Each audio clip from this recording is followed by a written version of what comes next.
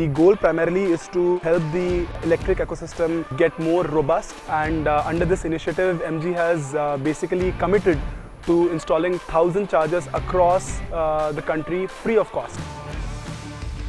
The progressive societies like the one where we are standing right now, they are coming up in a very progressive manner, and they are taking the initiative of putting all these chargers, and I'm sure that for their residents it's a great benefit.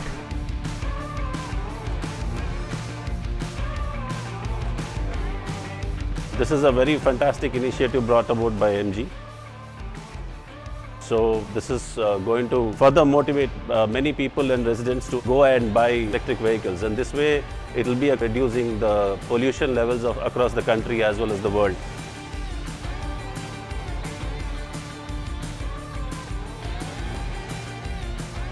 We are here today because of MG. We thank MG and wonderful initiative.